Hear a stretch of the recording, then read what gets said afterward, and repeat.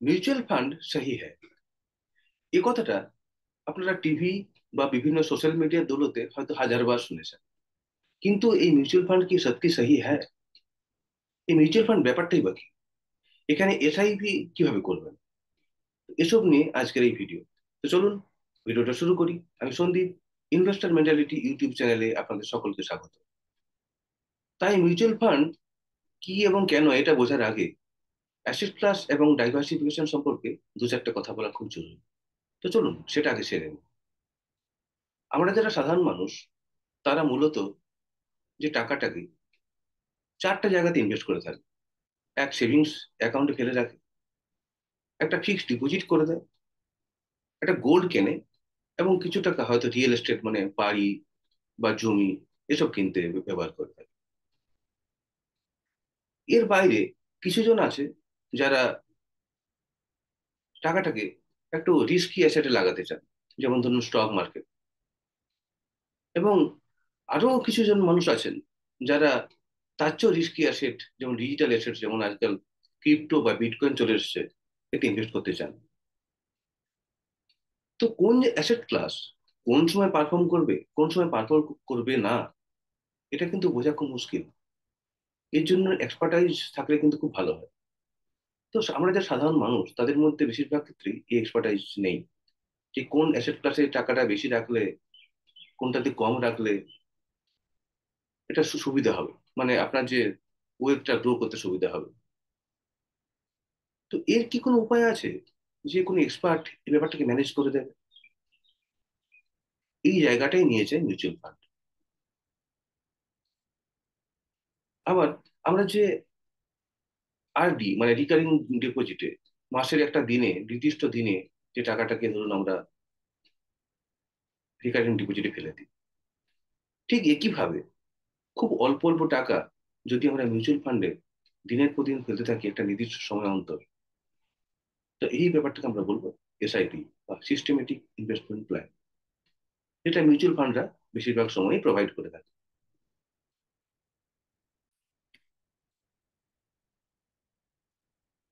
এতক্ষণে আশা করি asset class এবং ডাইভার্সিফিকেশন সম্পর্কে একটা মোটামুটি ধারণা আপনার হয়ে গিয়েছে। এরপর আমরা চলে আসি মিউচুয়াল ফান্ডে। মিউচুয়াল কথার অর্থ হলো কমন বা সমঝোতার একটা জায়গা, আর ফান্ড কথার অর্থ হলো পুঁজি। সুতরাং কিছুজন মানুষ একটা ফান্ডে নির্দিষ্ট সময় অন্তর বা এসআইপির মাধ্যমে টাকাটা যদি জমা করে এবং সেই পুঁজিটাকে যদি কোনো এক্সপার্ট ম্যানেজ করে, এই ব্যাপারটাকে আমরা বলবো মিউচুয়াল ফান্ড। এবং যেসব এক্সপার্টস এইটাকে ম্যানেজ করে, এই যে ডাইভার্সিফিকেশন ব্যাপারটাকে ম্যানেজ করে, তাদের আমরা বলবো ফান্ড ম্যানেজার। আবার এই ফান্ড ম্যানেজাররা যেসব কোম্পানির আন্ডারে কাজ করে, তাদের আমরা বলবো এএমসি বা অ্যাসেট ম্যানেজমেন্ট কোম্পানি। তো আমাদের দেশে এরকম অনেক অ্যাসেট ম্যানেজমেন্ট কোম্পানি আছে। প্রায় সমস্ত বড় ব্যাংকেরই একটা করে ডিভিশন বা একটা করে পার্ট আছে যারা অ্যাসেট ম্যানেজ করে। এই ধরুন এইচডিএফসি, আইসিআইসিআই বা কোটাক, এদের প্রত্যেকেরই বিভিন্ন মানে এএমসি আছে, যারা বিভিন্ন রকম মিউচুয়াল ফান্ড তারা নিয়ে আসে সাধারণ মানুষের জন্য। এবং সাধারণ মানুষের এসআইপির মাধ্যমে সেখানে টাকা জমা দিতে পারে। এর বাইরে টাটা বা রিলায়েন্স, এদেরও কিন্তু মিউচুয়াল ফান্ড আছে। নানা রকম মিউচুয়াল ফান্ড কিন্তু আছে, যেখানে আমরা সাধারণ মানুষরা ইনভেস্ট করতে পারি। মিউচুয়াল ফান্ড কয় প্রকার এবং কি কি, এবং এদের সুবিধা বা অসুবিধা কোথায়, সেসব যাওয়ার আগে প্রত্যেককে বলবো, প্রত্যেক বন্ধুদের আমি বলবো যে এই ভিডিওটা লাইক করে দিন এবং চ্যানেলটি যদি সাবস্ক্রাইব না করে থাকেন সাবস্ক্রাইব করে দিন। যাই হোক, মিউচুয়াল ফান্ডকে আমরা মূলত তিন ভাগে ভাগ করতে পারি। একটা হচ্ছে equity fund, equity mutual fund, যেখানে পুরো টাকাটাই স্টক মার্কেটের উপর লাগানো হয়। তো বুঝতেই পারছেন এখানে রিটার্নটা কিন্তু হাই রিটার্ন পাওয়ার সম্ভাবনা। আরেকটা টাইপ হলো ডেপ্ট মিউচুয়াল ফান্ড, যেখানে টাকাটা বিভিন্ন গভর্নমেন্ট বন্ড বা ট্রেজারির মধ্যে লাগানো হয়। তো এখানে গভর্নমেন্ট বন্ড বা ট্রেজারিতে রিটার্নটা বেশ কম। সুতরাং একটা মিনিমাল একটা আমরা রিটার্ন আমরা এখান থেকে পেতে পারি, কিন্তু রিস্ক এখানে অনেকটাই কম। এর বাইরে একটা মিউচুয়াল ফান্ড টাইপ হয়, যেটা হলো হাইব্রিড ফান্ড আমরা যেটা বলি। তো এই হাইব্রিড ফান্ডে স্টক মার্কেট এবং ডেপ্ট, এই দুটোকে কম্বিনেশন করে রাখা হয়, মানে কিছু টাকা স্টকে রাখা হয়, কিছু টাকাটা ডেপ্টে রাখা হয়। সুতরাং এখানে রিস্কটা কিন্তু বেশ ম্যানেজড। তো এই স্টক মার্কেট বা ইকুইটি মিউচুয়াল ফান্ড যেটা, সেখানে আমরা আরো এদেরকে অনেকভাবে ভাগ করতে পারি। যেমন large cap mutual fund, mid cap mutual fund, small cap mutual fund, diversified mutual fund, sector mutual fund, ELSS এবং ইন্ডেক্স মিউচুয়াল ফান্ড। তো লার্জ ক্যাপ মিউচুয়াল ফান্ড কোনগুলো? যে সমস্ত বড় বড় কোম্পানি আছে, আমাদের লিস্টেড কোম্পানি আছে শেয়ার বাজারে, তাদের উপরে যদি ডাইভার্সিফিকেশন করে মিউচুয়াল ফান্ডটা বানানো হয়, তাহলে সেটাকে আমরা বলবো লার্জ ক্যাপ মিউচুয়াল ফান্ড। মাঝারি মানের কোম্পানি, মানে মাঝারি বড় সাইজের কোম্পানি যেগুলো, তাদের উপরে যদি ডাইভার্সিফিকেশন করে মিউচুয়াল ফান্ডটা বানানো হয়, তো তাদের আমরা বলবো মিড ক্যাপ। একইভাবে ছোট কোম্পানি যারা, তাদের উপর বেস করে যদি আমরা মিউচুয়াল ফান্ডটা বানাই এক্সপার্টরা বা ফান্ড ম্যানেজাররা, সেটাকে আমরা বলবো স্মল ক্যাপ মিউচুয়াল ফান্ড। আবার mid cap, large cap, small cap, এদের নিয়ে নিজের ইচ্ছা মতো একটা রেশিও নিয়ে ডাইভার্সিফিকেশন করে যদি একটা মিউচুয়াল ফান্ড বানানো হয়, তাহলে বলবো সেটাকে ডাইভার্সিফাইড মিউচুয়াল ফান্ড।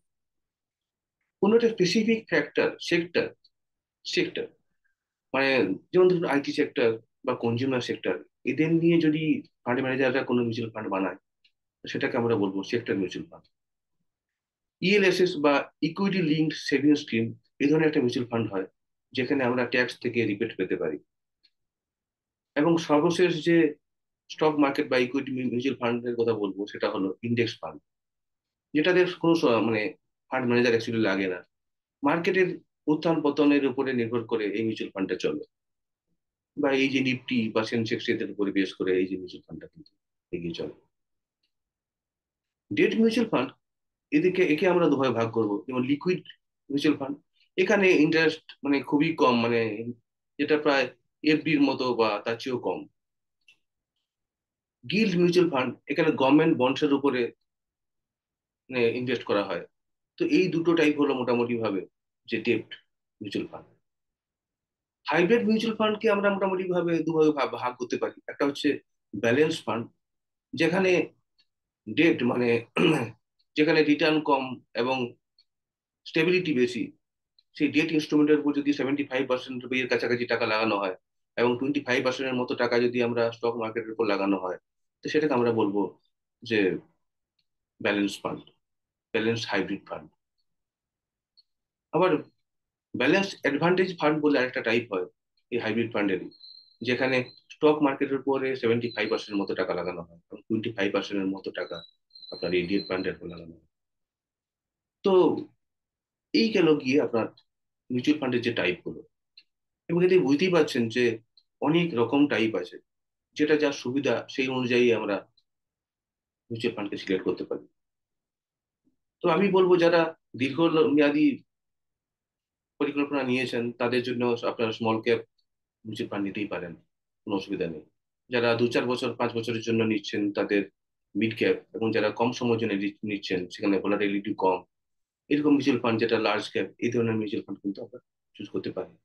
এর বাইরে যে টাইপ গুলো বললাম, সেটা আপনারা দেখুন, নিজেরা স্থির করুন কোনটা আপনার জন্য সুটেবল হবে। এরপর আসি মিউচুয়াল ফান্ডের সুবিধা বা অসুবিধার উপর। মিউচুয়াল ফান্ডের অনেকগুলো সুবিধা আছে। এর সব থেকে বড় সুবিধা কি জানেন? যেটা ডাইভার্সিফাইড। মানে যদি আপনি ইকুইটি মিউচুয়াল ফান্ডে নেন, সেটাও ডাইভার্সিফাইড। সেখানে বিভিন্ন স্টকস এর উপর, বিভিন্ন সেক্টরের স্টকস এর উপরে যারা মিউচুয়াল ফান্ড ম্যানেজার, তারা সেটাকে ইনভেস্ট করে থাকেন। এবং যে হাইব্রিড মিউচুয়াল ফান্ড বলছেন, সেখানেও স্টক মার্কেট এবং ডেট, এই দুটোর উপরে বেশ করে মিউচুয়াল ফান্ড ম্যানেজাররা টাকাটাকে রেখে থাকে। আর ডেট ফান্ডের কথা কি বলবো, সেখানে তো মোটামুটি রিটার্নটা তো একটা ফিক্সই ধরতে পারে। তো সেখানে তো একটা স্টেবিলিটি আছেই। এটা গেল প্রথম সুবিধা, যেটা হলো ডাইভার্সিফিকেশন। দ্বিতীয় সুবিধা হলো অ্যাফোর্ডেবল, যে আমরা কিন্তু এটাকে সকলেই করতে পারি। কিছু কিছু মিউচুয়াল ফান্ড আছে 100 টাকা থেকেও শুরু করা যায়। সাধারণত 500 টাকা, 1000 টাকা থেকে মিউচুয়াল ফান্ড আমরা এসআইপি স্টার্ট করতে পারি। এটা একটা বিশাল সুবিধা মিউচুয়াল ফান্ড করা। তৃতীয় সবচেয়ে বড় সুবিধা হলো, যেটা ম্যানেজ করতে গেলে একটা এক্সপার্ট আছে। সে এই ব্যাপারটা পুরোপুরি দক্ষ, কারণ সে এটার জন্য সে বেতন পায়। তো বুঝতেই পারছেন তার একটা রেসপন্সিবিলিটি আছে, যে মিউচুয়াল ফান্ডটা সে বানাচ্ছে বা ম্যানেজ করছে, সেটা যেন অ্যাটলিস্ট আমাদের যে ইন্ডেক্স বা নিফটিকে বিট করতে পারে। সুতরাং এই ব্যাপারটা কিন্তু একটা বিশাল একটা সুবিধার জায়গা হবে। মিউচুয়াল ফান্ডের অসুবিধাটা কোথায়? মিউচুয়াল ফান্ডের অসুবিধা বলতে গেলে অনেক রকম আননোন পিপল আপনাকে বলবে না, মানে অজানা লোক আপনাকে বলবে যে আমি মিউচুয়াল ফান্ড ম্যানেজ করি। হয়তো সে দক্ষ, কিন্তু আপনি কতটা তার উপর বিশ্বাস করতে পারবেন সেটাতে একটা প্রশ্ন আছেই। তাই আমি বলবো যে বড় বড় কোম্পানির যে মিউচুয়াল ফান্ড হাউস আছে, তাদের মিউচুয়াল ফান্ড আপনি নিন, অসুবিধা নেই কিছু। আরেকটা উপায়, মানে অসুবিধা হলো যেটা হচ্ছে কমিশন। আপনি যখন নিজের স্টক কেনেন বা বেচেন, সেখানে কাউকে কমিশন দিতে হয় না, পুরো ব্যাপারটাই আপনি ম্যানেজ করে থাকেন। কিন্তু যেহেতু মিউচুয়াল ফান্ড একটা অর্গানাইজেশন, সেখানে একটা কোম্পানি, সেখানে এত অফিস আছে, তার লোকজন আছে, ম্যানেজ করার জন্য প্রফেশনালস আছে। তো এই গোটা ব্যাপারটা থাকা যেহেতু আছে, এবং তাদের জন্য একটা তো কমিশন তো লাগবেই, এখন দিতেই হবে। তো এই কমিশনটা যদিও 1% বা তার কাছাকাছি, কিন্তু যদি আপনি একটা অনেক দিন ধরে ইনভেস্ট করেন, সেই 1%-এ কিন্তু একটা বিশাল অ্যামাউন্ট হয়ে দাঁড়ায়। তো বেসিক্যালি এগুলোই আপনার মিউচুয়াল ফান্ডের সুবিধা বা অসুবিধা। তো মিউচুয়াল ফান্ড আপনি কোত্থেকে করবেন, কোথা থেকে করবেন? তো মিউচুয়াল ফান্ড করার জন্য অনেক উপায় আছে। আগেই বলেছি, সমস্ত ব্যাংকেরই একটা করে মিউচুয়াল ফান্ড ডিভিশন আছে। তো যে কোনো আপনি ব্যাংকে, বড় ব্যাংকে চলে যান, সেখানে গিয়ে আপনি মিউচুয়াল ফান্ড করতে চাইলেই ওরা কিন্তু আপনাকে হেল্প করবে। আজকাল বিভিন্ন অ্যাপস, এবং কি ধরুন এই যে ইউনো অ্যাপস, যে এসবিআই এর অ্যাপস আছে, বা ধরুন আদার কোম্পানির যে অ্যাপস আছে, সেখান থেকেও আপনি কিন্তু মিউচুয়াল ফান্ড করতে পারেন। কিন্তু সেখানে হয়তো যে হয়তো 5,000 টাকা থেকে স্টার্ট করতে পারবেন, যেটা ব্যাংকে গেলে হয়তো আপনি 1,000 টাকা থেকে স্টার্ট করতে পারেন, সেটাকে হয়তো ওরা অ্যালাউ করে দেবে। কিন্তু অ্যাপস থেকে করতে গেলে হয়তো একটা মিনিমাম রেঞ্জটা হয়তো একটু বেশি থাকে, ব্যাপারগুলো আছে। এর বাইরে সবচেয়ে ভালো সুবিধা হলো যে পাশাপাশি যে এরিয়ায় থাকেন, সেখানে যে টাউনশিপ আছে বা সিটি আছে, সেখানে গিয়ে আপনি ক্যাম্পসের অফিসে যোগাযোগ করতে পারেন। তো এখানে আপনার সব থেকে কমিশনটা কম লাগবে সেখান থেকে করতে গেলে। সেই অফিস থেকে আপনি কিন্তু যে কোনো ব্যাংকের বা যে কোনো মিউচুয়াল ফান্ডই করতে পারেন। তো এই হলো কি আপনার মিউচুয়াল ফান্ড নিয়ে পুরো আলোচনাটা। তো এরপরে আপনি নিজে উত্তর দিতে পারবেন নিশ্চয়ই, যে মিউচুয়াল ফান্ড সহি হ্যাঁ না গলত হ্যাঁ। শেষ কথা বলবো, একজনের মিউচুয়াল ফান্ড কিন্তু একটা বা দুটো বেশি করা উচিত নয়। কারণ একটা মিউচুয়াল ফান্ড মানে ধরুন অনেকগুলো স্টকস, ধরুন 30টা 40টা 50টা স্টক দিয়ে বানানো হচ্ছে। সেরকম আপনি যদি দুটো চারটা 5টা মিউচুয়াল ফান্ড করেন, দেখবেন স্টক গুলো কমন হয়ে যাচ্ছে বেশিরভাগ ক্ষেত্রেই। তো আমি বলবো যে মিউচুয়াল ফান্ড করতে গেলে আপনি কিন্তু দু তিনটার বেশি মোটেই করবেন না। এবং মিউচুয়াল ফান্ডের কখন কি রিটার্ন দিচ্ছে সেটা নিয়ে খুব একটা বেশি ভাববেন না। কারণ এই মিউচুয়াল ফান্ডটা হয়তো এই 5 বছর রিটার্ন হয়তো খারাপ দিচ্ছে, পরের 5 বছর দেখবেন হয়তো দুর্দান্ত রিটার্ন দেবে। আবার ধরুন একটা মিউচুয়াল ফান্ড আছে যেটা এই মুহূর্তে দারুণ রিটার্ন দিচ্ছে, পরের 5 বছর দেখবেন কোনো রিটার্ন নেই। কিন্তু আলটিমেট একটা লং টাইমে আপনি কিন্তু এই মিউচুয়াল ফান্ডের মাধ্যমে আপনার ওয়েলথ ক্রিয়েট করতে পারবেন বলে আমার মনে হয়। তো ধন্যবাদ। আপনার ভিডিওটাকে লাইক করুন, কমেন্ট করুন, শেয়ার করুন, এই চ্যানেলটাকে সাবস্ক্রাইব করুন, এই বেল বেল আইকনটা ছুঁয়ে দিন।